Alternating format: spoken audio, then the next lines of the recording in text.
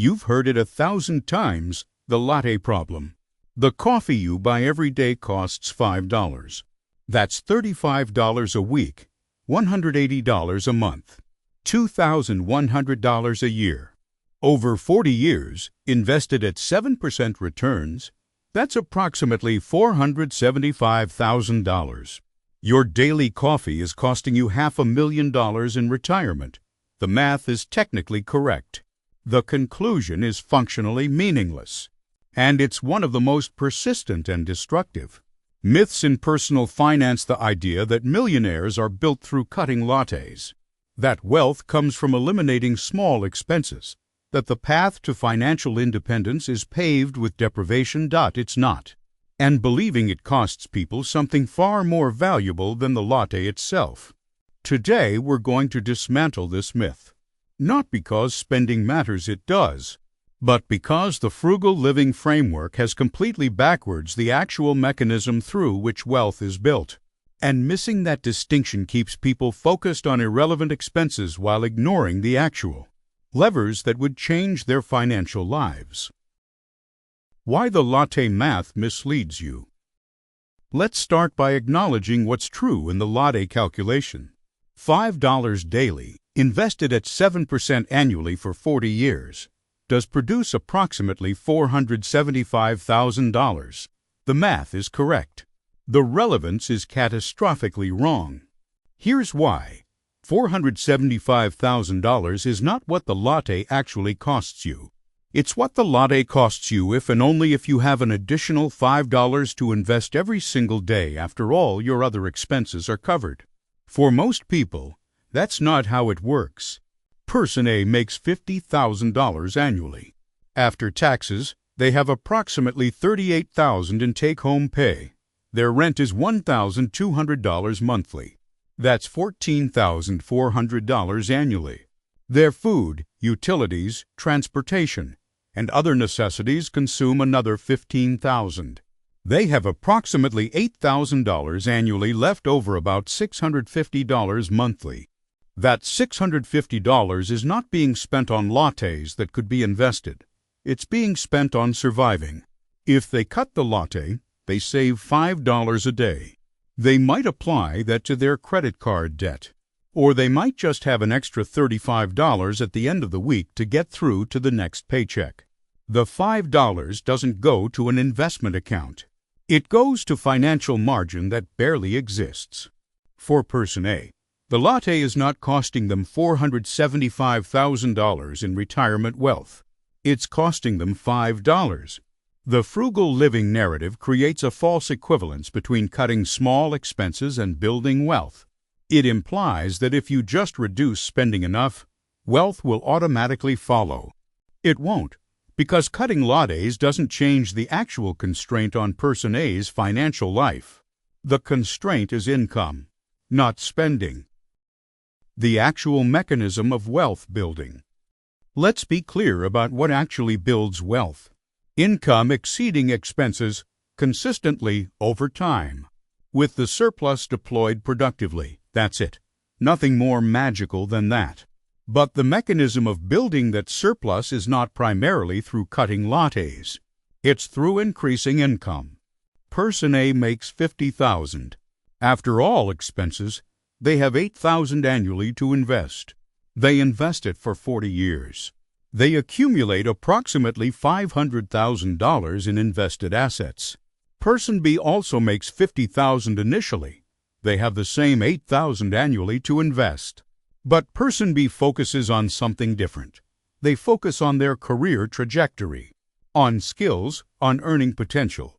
By year 5, through skill development and job changes, Person B is making $70,000. By year 10, $90,000. By year 15, $120,000. Person B didn't cut lattes. They increased income. By year 35, the cumulative difference in earnings between Person A and Person B is approximately $2.4 million in gross income. Even if they save the same percentage of income, Person B's absolute savings are dramatically larger because their income is larger. The person who increases income from $50,000 to $120,000 has access to exponentially more capital for wealth building than the person who cuts lattes from a $50,000 income. This is not controversial. This is just how math works. But the frugal living narrative focuses almost entirely on cutting expenses and almost entirely ignores the income side. Why frugal living is seductive. The reason frugal living dominates personal finance advice is that it's empowering in the moment. You cannot control your income immediately. You can control your spending today. You can cut the latte today. You can see the $5. You can feel like you're doing something productive about your financial situation right now. Increasing income requires skill development, requires career risk, requires time, requires the possibility of failure. Those are uncomfortable. Those are uncertain.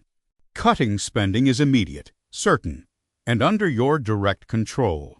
This is psychologically rewarding even when it's financially irrelevant. The frugal living community becomes an identity. People who cut lattes bond over cutting lattes. They celebrate the small wins.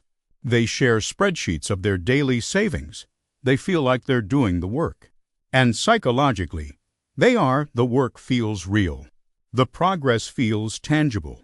But the mechanism that actually builds wealth-increasing income gets treated as something that either happens or doesn't happen, something you can't really influence, something that's not really about personal discipline. This is backward. Personal discipline applies far more productively to developing income-generating skills than it does to eliminating coffee purchases. But developing income-generating skills is harder, less immediately satisfying, and less community reinforcing. So frugal living persists as the dominant narrative while income development gets secondary attention. The expense that actually matters. Here's what does matter when it comes to expenses. The major ones: housing, transportation, childcare, healthcare, education. These are the expenses that actually move the needle on your financial life. Housing that consumes 30% of income versus 50% of income. That difference, over 40 years, is millions of dollars in available capital for wealth building. A car payment of $400 monthly versus none. That's nearly $200,000 in 40 years of compounding that could have been invested. These are the expenses worth optimizing, not because deprivation is virtuous, because the difference is actually meaningful. But optimizing these requires a different kind of conversation than latte cutting does. It requires asking hard questions about whether you can live somewhere less expensive, whether you can drive a used car instead of a new one, whether you can choose a child care arrangement that costs less, whether you can educate yourself differently. These are not fun conversations. They involve trade-offs. They involve choices that might feel like stepping backward even if financially they're stepping forward. Cutting lattes is fun in comparison. It feels productive without feeling like deprivation. So the narrative focuses on lattes while the major expenses that actually matter get rationalized away.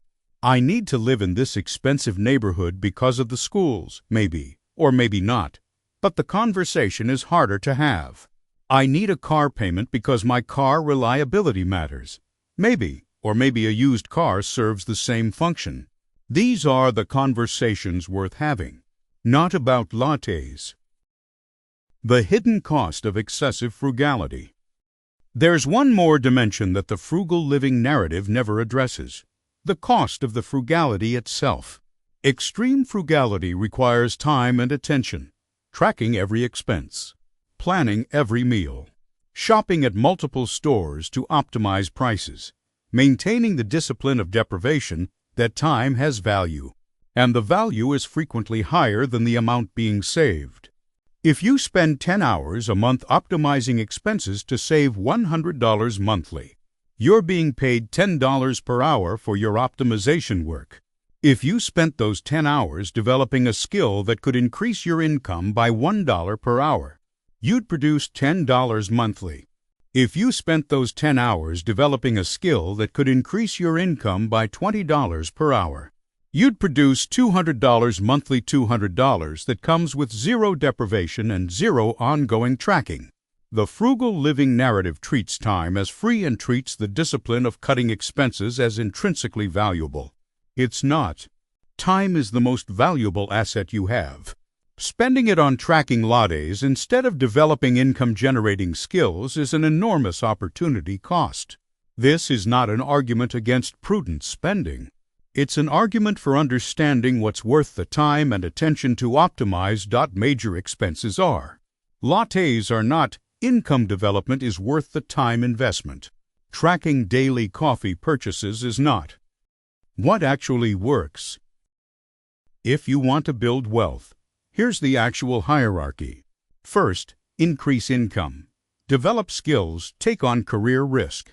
Invest in education or credential that increases earning potential. This is the highest return investment you can make because you're investing in the source of all your capital. Second, optimize major expenses. Housing, transportation, childcare, education.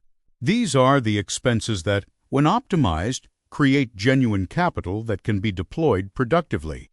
Third, automate reasonable spending. Set up automatic investments.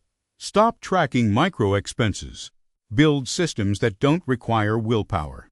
Fourth, stop thinking about lattes seriously. If you want one, buy it. The decision to buy or not buy a latte should not require mental energy. This hierarchy is not popular because it's less actionable and less community reinforcing than frugal living is. You can't post daily latte victories on social media. You can't celebrate with others who are also developing professional skills in the same way. But it works, and it produces wealth, actual wealth. Not a lifestyle of deprivation that creates community through mutual sacrifice while producing negligible financial benefits. The latte costs $5. Over 40 years invested, it represents approximately $475,000 in theoretical foregone wealth. That math is correct. The moral is completely wrong. Millionaires are not built through cutting lattes. They're built through increasing income, optimizing major expenses, and deploying the resulting capital productively over time. The frugal living narrative has it backward. It focuses on the irrelevant lattes while treating the relevant income development as something that either happens or doesn't. This keeps people focused on feeling productive about tiny expenses while they're actual financial. Lives are constrained by income that doesn't grow and major expenses that don't optimize.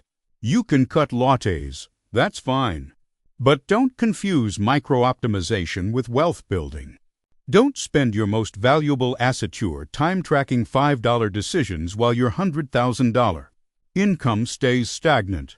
Develop skills that increase your earning potential.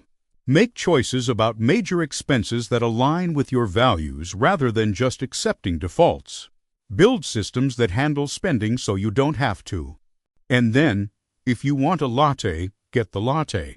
Because it's not the latte that's costing you the $475,000.